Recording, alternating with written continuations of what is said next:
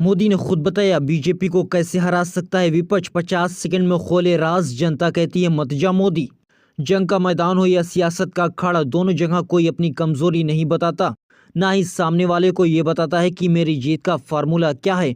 क्योंकि कहते हैं कि महाभारत में भीष्म पितामह ने अगर खुद को रास्ते से हटाने का प्लान युधिष्ठिर को नहीं बताया होता तो शायद मामला कुछ और होता, पर वो धर्म की लड़ाई थी। यहाँ बात हम सियासत की कर रहे हैं। ये उदाहरण हमने सिर्फ आपको समझाने के लिए दिया क्योंकि पीएम मोदी ने नागालैंड और त्रिपुरम में जीत के बाद बीजेपी मुख्यालय में जो भाषण दिया उसमें कुछ ऐसी बात कह दी जिसे पूरा विपक्ष आजमा ले तो शायद कुछ हद तक सफलता मिल सकती है। पहले उनका बयान सुनिए, फिर बताते हैं कि इसके माने क्या हैं। भाजपा के विजय अभियान का रहस्य छिपा है त्रिवेणी में। त्रिवेणी यानी 3 धाराओं का संगम इसकी पहली शक्ति है। भाजपा सरकार के कार्य इस त्रिवेणी की दूसरी शक्ति है। भाजपा सरकारों की कार्य संस्कृति और इस त्रिवेणी का तीसरी शक्ति है भाजपा कार्यकर्ताओं का सेवा भाव। ये वही 3 बातें हैं जिसे कोई विपक्षी पार्टी ढंग से नहीं निभा पा रही है। मोदी सरकार को केंद्र की सत्ता संभाले हुए 9 साल हो गया, लेकिन भ्रष्टाचार का कोई केस नहीं आया।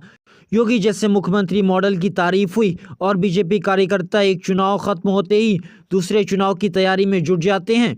पर कांग्रेस से लेकर टीएमसी तक और बड़ी बड़ी पार्टियों के नेता सालों भर मेहनत के बजाय चुनावी मौसम में बाहर निकलते हैं और यही अगर वह छोड़ दें तो फिर उनकी जीत पक्की होगी। पर कांग्रेस तो लगता है अपनी आदत से बाहर नहीं निकलना चाहती।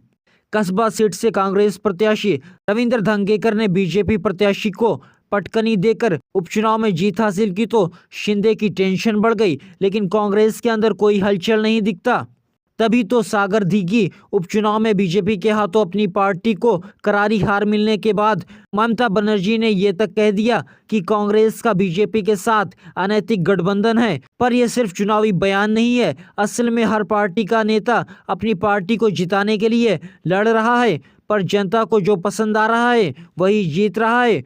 पीएम मोदी जब पूर्वोत्तर में बीजेपी की बम्पर जीत के बाद बीजेपी मुख्यालय पहुंचे तो उनके स्वागत में गुलाब के फूल बरस रहे थे। उसके बाद जैसे ही उन्होंने भाषण देना शुरू किया तो वहां मौजूद सभी कार्यकर्ताओं से पूछा कि टीवी पर ईवीएम की चर्चा हो रही है कि नहीं, देखो जरा। पर अगले ही पल उनका ये सामाजिक अंदाज बदल गया और उन्होंने कहा, मैं यहाँ मौजूद सभी लोगों से कहना चाहता हूँ कि पूर्व उत्तर के नागरिकों के सम्मान में अपने मोबाइल की फ्लैश लाइट जलाएं। पहले त्रिपुरम में एक ही पार्टी का झंडा हुआ करता था, लेकिन अब दौर बदल चुका है। अब पूर्व उत्तर प्रगति के रास्ते पर बढ़ रहा है। ये जो फ्लैश लाइट जलवाने का काम था ना, वो भले ही 10 सेकंड के लिए रहा हो, लेकिन ये पूर्व उत्तर के लोगों को हमेशा हमेशा के लिए याद रहेगा। और पीएम मोदी का यही अंदाज उन्हें लोगों के करीब ले जाता है। इसीलिए तो पीएम मोदी कहते हैं, कुछ कट्टर कहते हैं मर जा मोदी, पर जनता कहती है मत जा मोदी।